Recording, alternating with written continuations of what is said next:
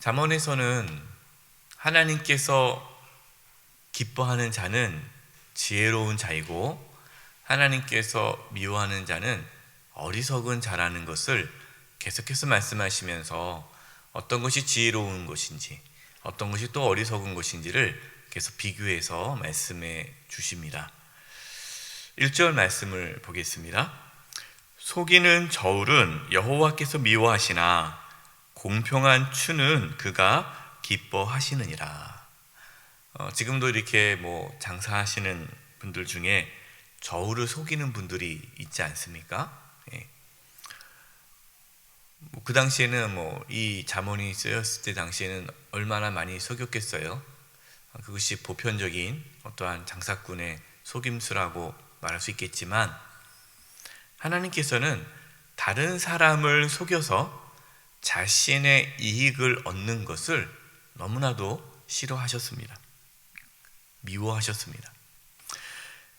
여러분, 하나님께서는요, 단순히 예배를 잘 드리면, 기도를 잘하면, 말씀을 잘 묵상하고 전도하고 뭔가 이렇게 신앙생활을 뭔가 이렇게 영적인 것으로만 보시고 그것만 잘하면 기뻐하시는 분이 아니세요.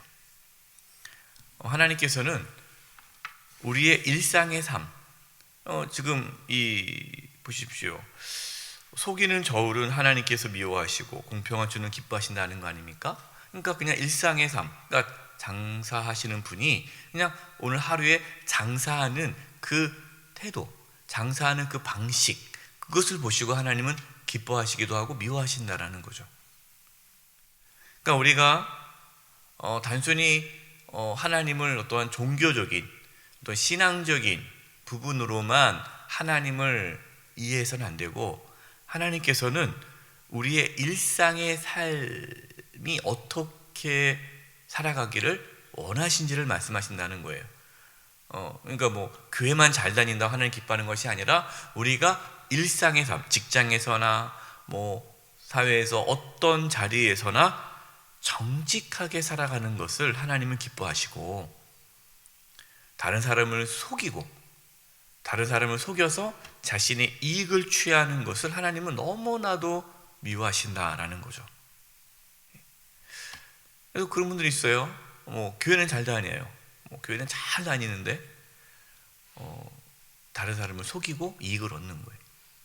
그러면서 이렇게 얘기하죠. 다 그렇게 사는 거 아니냐. 어떻게 속이지 않고 어떻게 이익을 보느냐. 그건 잘못된 거죠. 정당하게 노력해서 대가를 얻는 것, 그것이 하나님께서 기뻐하신다라는 거예요. 2절입니다. 교만이 오면 욕도 오거니와 겸손한 자에게는 지혜가 있느니라. 교만한 사람, 여러분, 교만한 사람은요 주변 사람들이 다 싫어합니다. 그렇죠? 교만한 사람은 누가 좋아하겠어요? 그러니까 욕도 오거니와 교만한 사람은 칭찬을 받지를 못해요. 물론 이제 겉으로는 너무 똑똑하시네요, 훌륭하시네요 라고 하지만 실제적으로는 이제 뒤에서 다 욕을 하죠. 여러분, 아무리 똑똑해도요, 아무리 많은 걸 알아도 교만하면 그 사람을 좋아하지 않습니다. 좋아하는 척하죠. 왜? 필요하니까. 그러나 실제는 좋아하진 않아요. 이게 참 안타까운 것은요, 이 교만함 때문에 주변 사람들에게 욕을 듣는 분들이 계세요. 참 그건 안타까운 일이죠. 다 좋아요. 다 좋아요. 부족함이 없어요. 근데 교만함 때문에 모든 것을 잃어버리게 됩니다. 그래서 여러분, 진짜 지혜로운 사람은 겸손한 사람입니다. 겸손한 사람은요 누구나 다 좋아합니다. 여러분 주변에 동창이나 가까운 지인이나 주변 분들 겸손한 사람을 다 좋아하지 않습니까? 교만한 친구들이 다 욕하잖아요. 주변에서요. 겸손한 사람을 좋아해요. 그래서 많이 배우고 똑똑하고 다 아는 그런 사람이 교만하면 어리석은 자가 돼요. 그러나 비록 많은 걸 배우지 못했지만, 잘 알지 못하지만 겸손한 사람은 지혜로운 자가 되는 겁니다. 겸손한 사람은요, 다른 사람 말에 잘 귀를 기울이겠죠. 내가 겸손하니까, 내가 부족하니까. 그래서 시간이 지나면 지날수록 그 사람은 지혜로워집니다. 자꾸만 다른 사람 말을 들으니까 점점 지혜로워져요. 교만한 사람은 절대 지혜로울 수가 없습니다.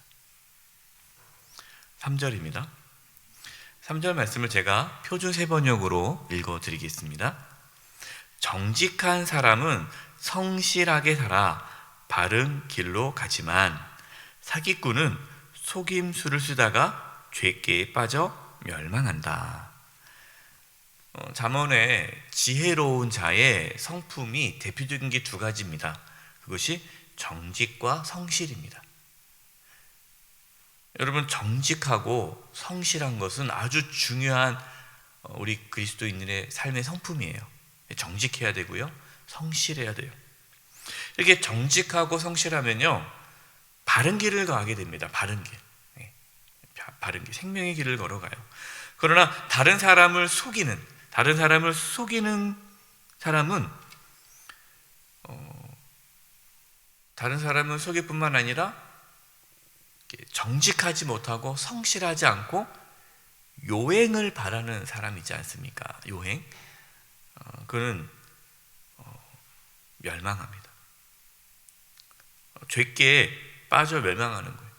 그래서 이렇게 머리를 막 굴리시는 분들이 있어요. 잔머리라고 그러잖아요. 막 이렇게 뭔가 요리조리 이제 좀 고생 안 하고 좀 이렇게 좀 쉽게 가고 뭔가 성실하지 않고 정직하지 않고 막 이렇게 해가지고 내가 성공할 거야. 이분은요, 맨날 망해요. 맨날 어려움이 생겨요. 그러면은 그걸 뭐라 하냐면, 정직하고 성실하지 않으면서 그걸 자꾸 해야 되는데, 내가 이거 좀 부족했어. 다시 내가 이렇게 또 꾀를 또 쓰는 거예요. 자꾸만 그럴수록 이게 자꾸만 이제 멸망합니다.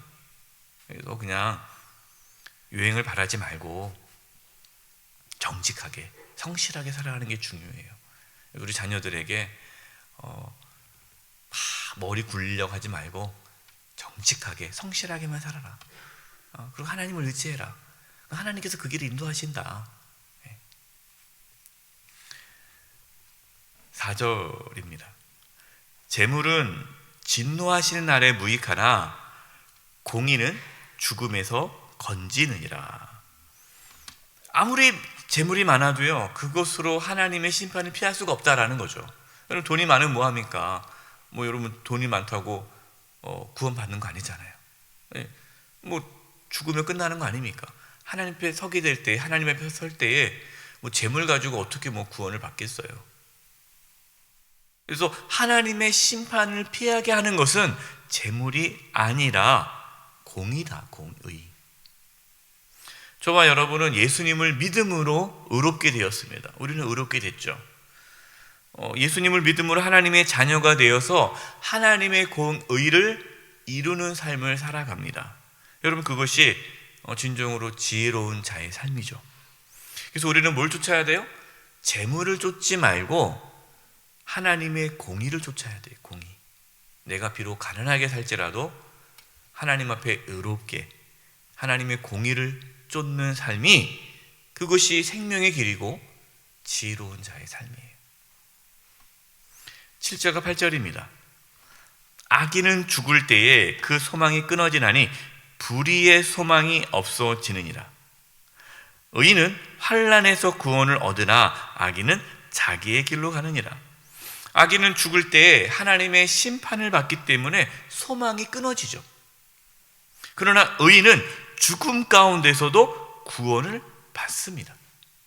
여러분, 이 땅의 삶이 전부가 아니지 않습니까? 이 땅의 삶이 전부가 아니잖아요. 그렇기 때문에 여러분, 우리는 이 땅에서 때로 형통해 보이는 그 악인의 삶을 부러워해서는 안 됩니다. 여러분, 이 땅에서 천년만년 살 것도 아니고 잠깐 살다가 가는 건데, 이 땅에서 그렇게 악을 행하면서 잘 먹고 잘 사는 게 뭐가 그렇게 부럽겠어요? 불쌍한 거죠. 9절입니다. 악인은 입으로 그의 이웃을 망하게 하여도 의인은 그의 지식으로 말미암아 구원을 얻느니라. 자, 이 악인은 이제 잠언에 나와 있는 악인은 어리석은 자죠. 의인은 지혜로운 자고요. 그럼 이 악인, 이 어리석은 자는 악한 말을 함으로, 이 어리석은 자는 말이 이렇게 독이 있다고 그랬지 않습니까? 그래서 이웃을 망하게 해요. 여기서부터 이제 어떤 말씀이 나오냐면, 악인이 있으면 그 악인이 있는 공동체에 어려움을 겪는다라는 말씀을 이제 하십니다. 여러분, 가정에 악인이 있으면, 그러니까 어리석은 자가 있으면 그 가정이 무너지는 거예요. 그래서 부모가 어리석으면 그 가정은 무너지는 거고, 자녀가 어리석으면 그 가정은 무너지는 거예요. 그래서 우리 가족들이 어리석은 자가 없도록 다 지혜로운 자가 되도록 우리 부모는 더 노력해야 되고 자녀를 지혜롭게 키워야 돼요. 왜냐하면 그 어리석은 자 한 사람으로 인해서 그 공동체, 가정이라는 공동체가 무너질 수 있다는 거예요.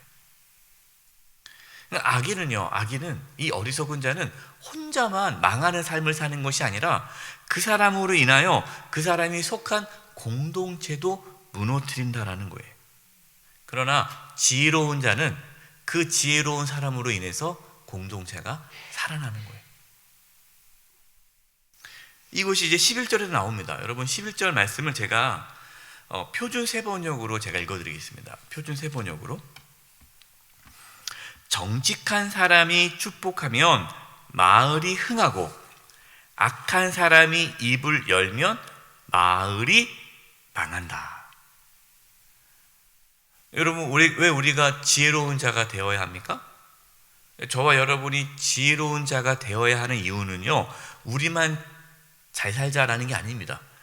우리가 속해 있는 공동체가 살아나기 때문이에요. 저와 여러분이 어리석은 자가 되면 어떻게 됩니까? 우리가 어리석은 자가 되면 우리가 속한 가정, 우리 교회, 그리고 우리가 속한 이 대한민국, 이 사회가 망하게 되는 거예요. 그러니까 국민이 어리석으면 그 나라는 망하는 거예요. 우리 성도들이 어리석으면 교회는 망하는 거예요. 가족이 어리석으면 그 가정은 망하는 거예요. 우리의 어리석음으로 인해서 우리가 속한 공동체가 망한다면, 우리의 가정이, 교회가, 이 대한민국 망한다면 여러분, 얼마나 안타까운 일입니까? 그래서 우리는 어리석은 자가 되면 안 돼요. 지혜로운 자가 되어서 우리가 속한 공동체를 살리고 지키고 세워가야 됩니다. 저와 여러분의 그 지혜로움으로 인하여 공동체가 더 살아나고 건강해질 수 있기를, 하나님께서 저와 여러분에게 더 많은 지혜를 부어주시기를 간절히 기도합니다. 12절, 13절입니다. 12절, 13절을 표준 세번역으로 읽어드리겠습니다. 지혜가 없는 사람은 이웃을 비웃지만 명철한 사람은 침묵을 지킨다. 험담하며 돌아다니는 사람은 남의 비밀을 새게 하지만 마음이 믿음직한 사람은 비밀을 지킨다. 이 어리석은 자와 지혜로운 자의 모습을 보여주는데요, 어리석은 자는 어떻게 대인관계를 맺습니까? 이웃을 비웃어요. 이 사람이 이렇게 비웃기를 잘하는 분들 있잖아요. 다른 사람을 이렇게 깎아내리고 비웃고 무시하고, 누가 뭐 잘해도 에이그 뭐 그게 뭐 잘하는 거야 하면서 막 깎아내리는 분 있지 않습니까? 칭찬 안 하고 항상 이렇게 비웃는 사람. 그리고 험담해요, 그 사람에 대해서. 그리고 다른 사람의 비밀을 말하는 거예요. 누가 얘기하잖아요. 이거 꼭 당신만 알고 있어요. 말하면 안 돼요. 그래서 알겠다고. 그리고 다니면 다 얘기해요. 또 그 사람의 어떠한 연약한 부분, 부족한 부분을 또 막 얘기하고. 그러나 지혜로운 사람은 어떻습니까? 지혜로운 사람은 말을 하지 않아요. 비밀을 지키고, 또 막 누가 험담하고 그럴 때 그냥 가만히 있는 거예요. 같이 동조하지 않고. 연약함이 보이지만 그 연약함을 말하지 않는 거예요. 여러분, 그게 지혜로운 자예요. 14절과 15절, 14절과 15절을 공동 번역으로 제가 읽어드리겠습니다. 14절, 지휘자 없는 군대는 패하고 좋은 참모가 많으면 승리한다. 15절, 남의 보증을 서면 고생하지만 보증을 꺼리면 안전하다. 여러분, 어떠한 조직이든 지도자가 필요하죠. 지도자가 없으면 그 공동체는 무너집니다. 그래서 가정에도 지도자가 있어야 되고, 교회에도 지도자가 있어야 되고, 또 나라에도 지도자가 있어요. 어느 공동체든 지도자가 있어야 돼요. 지도자가 없으면 그 공동체는 와해가 돼요. 또 중요한 것이 있어요. 중요한 게 뭐냐면 참 좋은 참모. 그러니까 좋은 참모가 지도자 주변에 많아야 됩니다. 그럼 좋은 지도자는 어떤 지도자예요? 자신의 곁에 참모를 많이 두는 지도자가 지혜로운 지도자예요. 어리석은 지도자는 주변에 참모를 두지 않습니다. 아무 사람 말도 듣지 않아요. 주변 사람들 말을 듣지 않고 그냥 혼자 결정하고 혼자 나아가는 지도자는 어리석은 지도자죠. 그래서 다른 사람의 조언을 들을 줄 아는 지도자가 공동체를 굳건하게 합니다. 그러니까 가정도 마찬가지예요. 가정도 부부가 서로 참모가 되어서 서로 조언하고 서로 얘기를 해야 되죠. 누가 한 사람만 이끌어가면 안 되는 거고, 교회도 그렇죠. 저 혼자 어떻게 이 교회를 이끌어갑니까? 당회라는 그 공동체를 통해서 다 참모 아닙니까? 우리 부목사님들 또 장로님들이 다 참모예요. 함께 좋은 조언을 듣고 이야기를 통해서 함께 머리를 맞대고 기도하면서 나가는 거죠. 그리고 또 각 기관에 있는 또 우리 리더분들과 소통하면서 그렇게 함께 만들어 가는 거죠. 보증을 서는 것은 어리석은 일이다라는 이거 저번에 한번 말씀을 드렸습니다. 잊을만 하면 가끔 또 나와요. 잠언에 보면요. 그렇기 때문에 여러분 보증 서지 마시고, 누가 부탁하면 내가 정말 보증을 서고 싶은데 하나님께서 보증 서지 말라고 해서 내가 설 수가 없다고, 죄송하다고 하면서 거절하셔야 돼요. 그래서 보증을 서지 않으면 평안하고 보증 서면 고생한다라는 말씀이 또 나옵니다. 여러분, 오늘 또 지혜로운 자의 삶의 모습과 어리석은 자의 삶의 모습을 말씀해 주셨습니다. 지혜는 우리의 일상의 삶에서 다른 사람과의 어떤 관계 속에서 나타납니다.